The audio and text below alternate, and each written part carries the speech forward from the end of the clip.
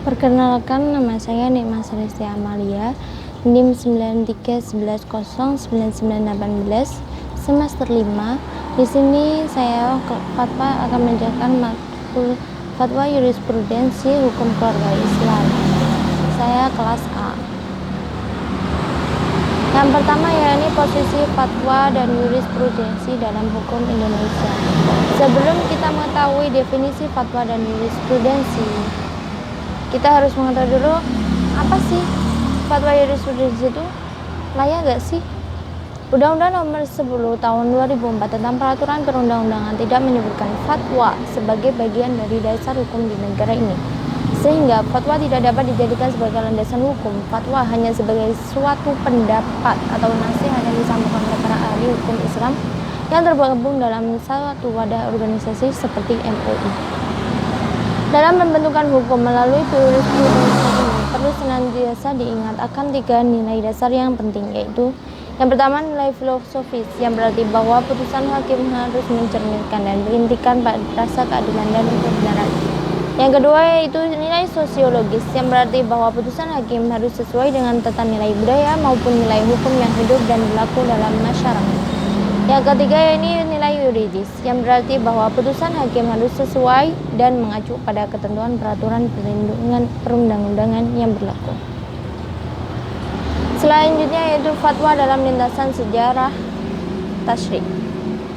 Fatwa adalah hasil ijtihad seorang mufti sehubungan dengan peristiwa hukum yang diajukan kepadanya.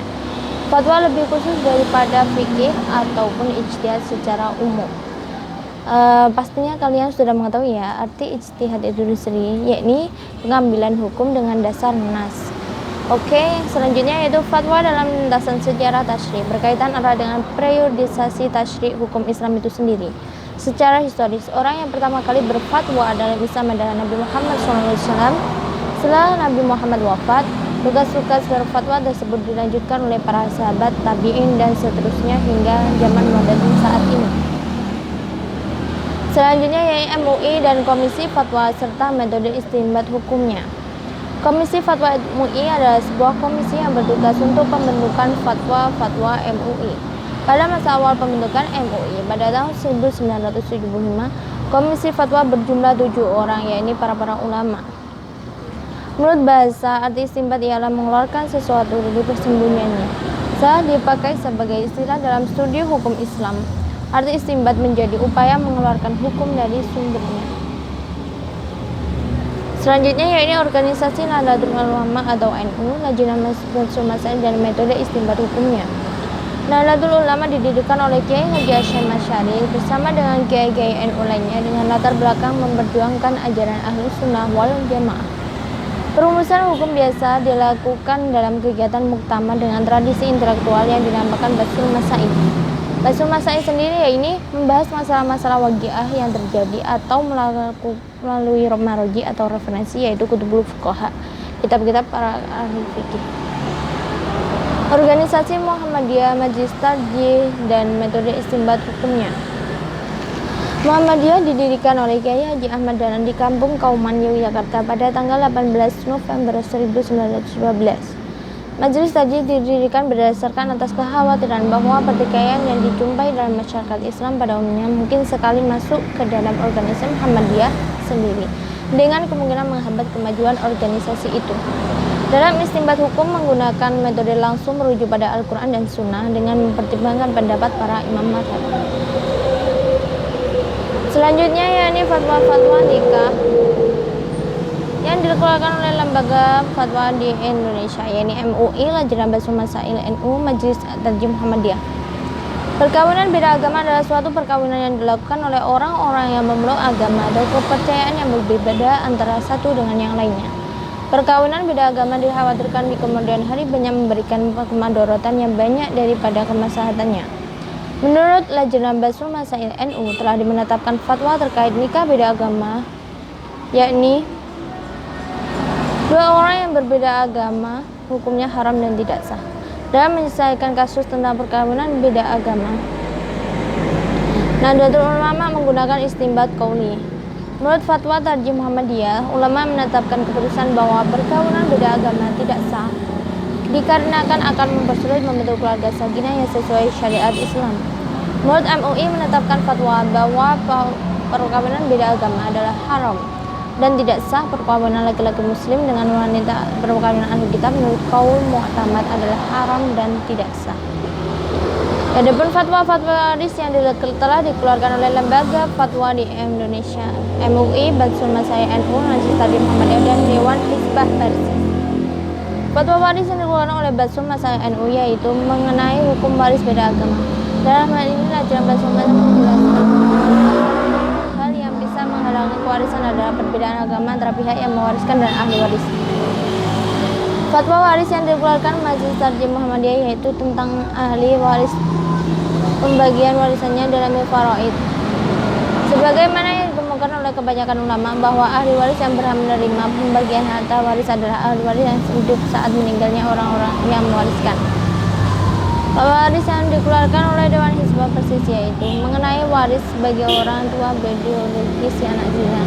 Disebutkan bahwa orang tua biologis dari anak zina mendapatkan hak waris dari anaknya jika dipastikan anak tersebut adalah anaknya. Fatwa wakaf yang telah dikeluarkan oleh Lembaga Fatwa Indonesia, MUI, Lajnah Masyarakat NU, Majelis Taklim Muhammadiyah, dan Dewan Hizbah Persis. Adapun wakaf sendiri yaitu tanah dari seseorang yang untuk dimanfaatkan oleh umum. Majelis Taklim Muhammadiyah penanganan wakaf di lingkungan warga Muhammadiyah sangat dipengaruhi oleh pemahaman mereka tentang wakaf. Wakaf dimaknai sebagai hasab al-ashr wa tasbil al-samro fi min wujuh albir, atau menahan pokok harta dan membelanjakan hasilnya untuk tujuan kebajikan. Dalam pengertian tersebut terkandung maksud bahwa harta pokok dipertahankan, dibudayakan dan dikembangkan, sedangkan hasilnya lah yang dipergunakan.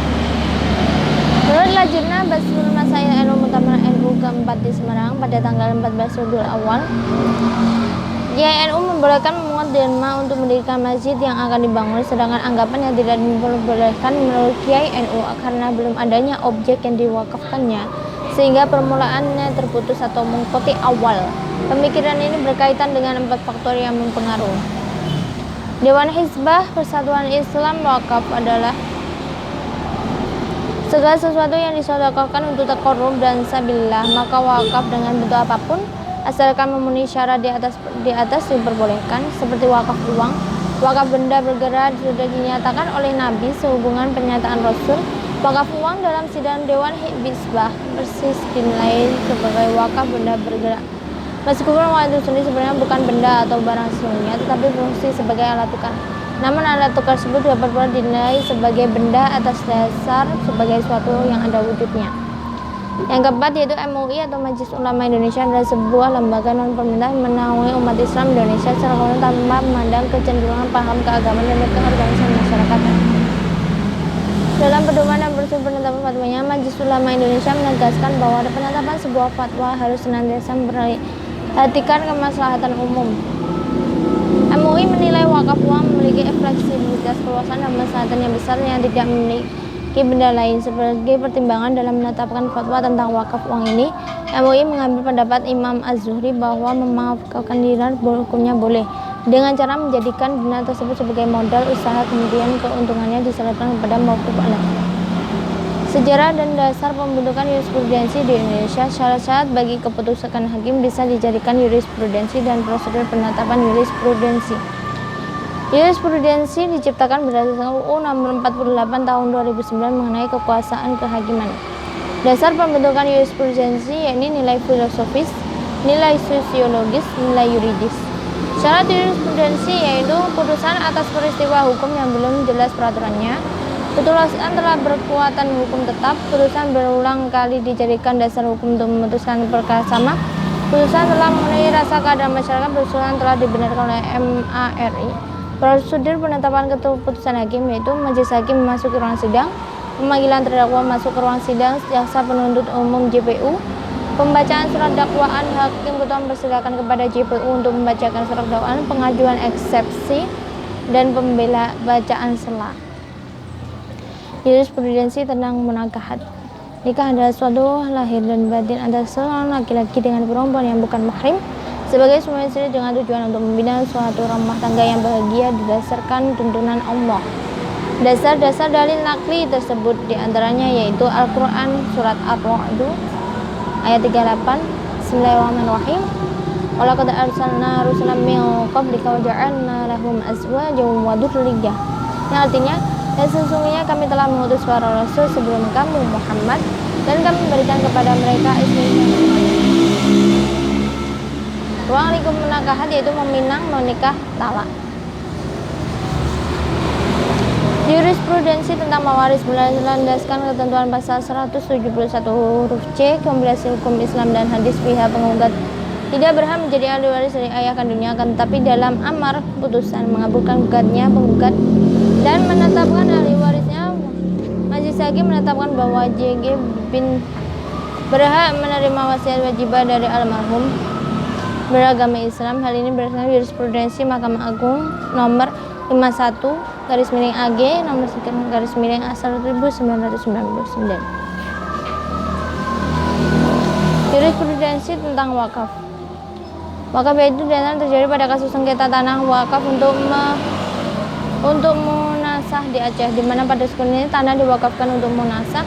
Setelah beberapa waktu hendak dibangun munasah yang baru, sebelum mulai pembangunan di pihak keluarga yaitu Ibrahim bin Ja'far menjaga tanah tersebut dengan alasan bahwa kakek dan neneknya tidak pernah mewakafkan tanah tersebut untuk menamai sunnah. Tapi dalam putusannya pengadilan akan memutuskan bahwa tanah itu sudah diwakafkan atau sudah disahkan menjadi tanah wakaf untuk masyarakat desa Paloh untuk membangun munasah sesuai keinginan almarhum kakek dan neneknya. Setelah proses banding, keputusan tersebut dikukuhkan oleh Pengadilan Tinggi Agama tingkat 1 Aceh dan selanjutnya oleh Mahkamah Agung. Jurisprudensi tentang nikah beda agama. Perkawinan beda agama dapat dilangsungkan di kantor catatan sipil.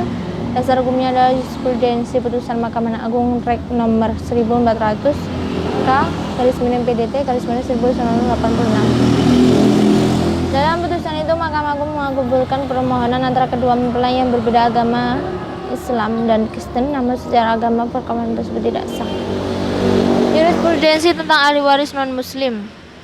Wasiat wajibah yang berlaku di negara Indonesia apabila berpandangan dari segi yuridis atau normatif, terdapat dua pengaturan yang berbeda antara wasiat wajibah yang telah diatur dan termaktub di dalam Instruksi Presiden nomor 1 tahun 1991 tentang kompilasi hukum Islam dan hasil dari putusan Mahkamah Agung nomor 331 K/AG/2008 yang telah diterbitkan landmark decision Mahkamah Agung pada tahun 2018. Jurisprudensi gugatan tanah wakaf. Yang pertama yaitu wakaf merupakan ibadah dalam bentuk sedekah yang sangat banyak dimanfaatnya bagi kepentingan sosial masyarakat. Pada umumnya wakaf di Indonesia digunakan untuk masjid, musola, sekolah atau yayasan, makam, rumah yatim piatu. Pendaftaran tanah dilaksanakan berdasarkan asas-asas sederhana, aman, terjangkau, mutakhir, dan terbuka. Asas mendasari terjadinya sesuatu dan merupakan dasar dari suatu kegiatan ini. Hal ini berlaku pula pada pendaftaran tanah. Nomor 4, tanah wakaf yang tidak didaftarkan lalu tidak diakui sebagai tanah wakaf apabila ingin kembali diakui sebagai tanah wakaf. Nomor 5 yaitu pada permasalahan ini tidak didaftarnya tanah wakaf dan bagaimana penyelesaian permasalahan tersebut bisa dilihat pada penetapan Pengadilan Agama nomor 28 PDT P2011-PA.CLG, di mana duduk perkara terhadap gugatan menimbang bahwa pemohon dalam surat permohonannya tertanggal yang didaftarkan di Pengadilan Agama di mana permasalahan pewakafan tanah.